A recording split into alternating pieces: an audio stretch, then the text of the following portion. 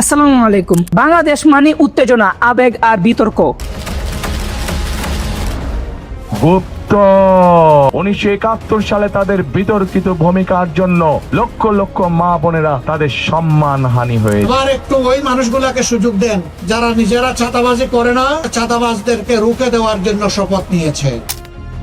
বর্তমানে বিএনপি ক্ষমতায় আছেন, তাই এখন বাংলাদেশে যত মানুষ আছে তারা এখন বিএনপি সাপোর্ট করবে, আর সাপোর্ট করারই কথা, কারণ জোর যার মুলুক তার। আর এখন বিএনপি কে কেন সাপোর্ট করে জানেন? কারণ আমরা বাঙালি হলাম সুবিধা পার্টি, মানে যখন যে দলে ক্ষমতায় আসে আমরা সেই দলে সাপোর্ট করি।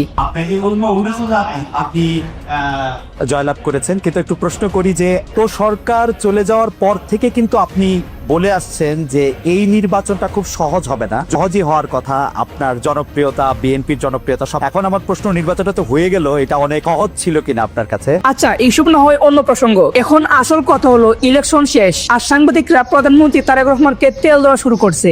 এখন আমার প্রশ্ন, নির্বাচনটা তো হয়ে গেল, এটা অনেক সহজ ছিল কিনা আপনার কাছে? ছোট একটা ছোট্ট লেজ হলো যে এরকম যে একটু অভয় দিলে বলি যে আপনাকে কোনো ঈশ্বর বেশি আসন পাওয়ার জন্য আপনাকে কোনো ইঞ্জিনিয়ারিং করতে হইলো কিনা। Thank you so much. সাংবাদিক খালেদ মুহিউদ্দিন যেভাবে প্রশ্নগুলো করলো, এরকম ভাবে প্রশ্ন কি কোন প্রফেশনাল জার্নালিস্টের মধ্যে পড়ে? একটু অভয় দিলে বলি, বাংলাদেশ মানে উত্তেজনা, আবেগ আর বিতর্ক। নির্বাচনের পরে দেশে এখন রাজনীতি পরিস্থিতি নতুন মোড়ে, কিন্তু আজ আমরা দল নিয়ে বা কোনো ব্যক্তি নিয়ে না, আমি কথা বলবো মিডিয়ার ভূমিকা নিয়ে। আমরা কিন্তু এই যে আইজিপি বেনজিরের যে তার যে কুকর্ম, আমরা কিন্তু মিডিয়াতে জানতাম, রিপোর্ট করতে সাহস পাইনি। আপনি হয়তো কিছু করতেন না, সরকার হয়তো কিছু করতো না, বাট ওই ধরনের একটা পাওয়ারফুল আইজিপি তো একটা সাংবাদিকরা কি না করতে পারে। আমার সাংবাদিক জীবনে, এডিটরের জীবনে ওটা হচ্ছে একটা বিরাট ভুল। ওই সময় ডিজিএফআই এর দেওয়া নিউজ আমার ছাপানো উচিত হয়নি। ইট ওয়াজ এ ব্যাড এডিটোরিয়াল জাজমেন্ট। সাংবাদিক কি সত্যি কঠিন প্রশ্ন করছে, নাকি ক্ষমতা আছেন তাই বলে নরম হয়ে যাচ্ছেন? আজকের ভিডিওতে আমরা বিশ্লেষণ করব নির্বাচনের পর প্রেস কনফারেন্সের মধ্যে কি হচ্ছে। যে একটু অভয় দিলে বলি, আপনাকে কোনো এই 200-র বেশি আসন পাওয়ার জন্য আপনাকে কোনো ইঞ্জিনিয়ারিং করতে হইলো কিনা।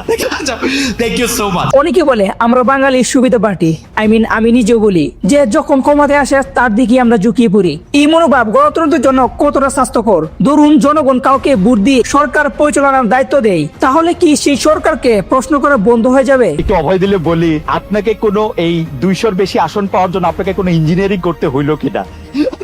Thank you so much. গণতন্ত্রের সমর্থ থাকবে, কিন্তু তার সাথে প্রশ্ন থাকবে। সম্প্রতি নির্বাচনের পর তারেক রহমানকে নিয়ে মিডিয়াতে আলোচনা চলছে। অনেকেই বলছে সাংবাদিক কঠিন প্রশ্ন করেননি। একজন পেশাদার সাংবাদিকের কাজ কি? কঠিন প্রশ্ন করা, তথ্যভিত্তিক চ্যালেঞ্জ ছুড়ে দেওয়া, ক্ষমতার জবাবদিহি নিশ্চিত করা। বিশ্বের বড় গণতন্ত্রগুলোতে দেখুন, সাংবাদিকরা বড় বড় প্রেসিডেন্টদেরও সরাসরি প্রশ্ন করেন। Why wait for Congress to release the evidence file? Why not just do that? You know, it's not the question that I mind, it's your attitude. President, is it appropriate, Mr. President, for your family to be doing business in Saudi Arabia while you're conflict of interest? And Your Royal Highness, the U.S. intelligence concluded that you orchestrated the brutal murder of families are furious that you are here in the Oval Office. Why should Americans Who are you with? And the same to you, Mr. President. News, sir. You with who? ABC News. Fake news. ABC fake news. One of the worst in the business. Question. Congratulations for landslide victory, BNP. Actually, landslide victory is burden. It's very difficult to carry out. আপনি আপনার কোশ্চেনটা যদি বলেন। Hey, it's very how you want to overcome. আরে কেনা কে চাহতে হো? একটু অভয় দিলে বলি, কিন্তু আমাদের দেশে কি সেই সংস্কৃতি তৈরি হয়েছে? প্রশ্ন হলো ভয় নাকি সম্পর্ক রক্ষা? মিডিয়া হচ্ছে আমার কাছে এক অদ্ভুত জিনিস, যে কিনা প্রশ্ন করবেন, যদি কেউ ভুল করেন তাহলে তার প্রশ্ন তার মুখে ছুঁড়ে দিবেন, তার ভুলটাকে দড়িয়ে দিবেন। কিন্তু যদি মিডিয়া নরম হয় তাহলে বিরোধী দলকে কে প্রশ্ন করবে? যদি মিডিয়া চ্যালেঞ্জ না করে তাহলে সাধারণ জনগণ কিভাবে সত্য জানবে? সাম্প্রতিক বাংলাদেশে যে অবস্থাগুলো করতেছে বিএনপি বা অন্য কোনো দল, এগুলা সত্য হোক বা না হোক, প্রশ্ন তোলা তো জরুরি।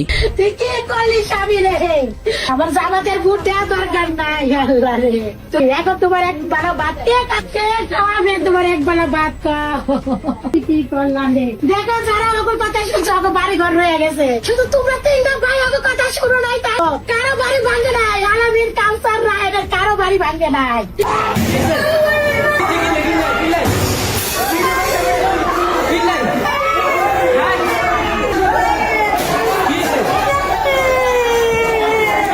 চমৎকার এই কারণে জামাত করছে এই কারণে নুসরাত মনির ভাগ্নে এটা সালেমান্য মারছে কালকে রাতে বাড়িও যাইতে চাইছে কিন্তু বাহিনী যাইয়া হারা আমাকে ঠেকাইছে এই কারণে খাইতে সকালে মারছে। আমি সাবেক অধ্যক্ষ মোহাম্মদ হারুনা রশিদ, আমার বাড়ি পাটিগেলকাটা কাঠালি।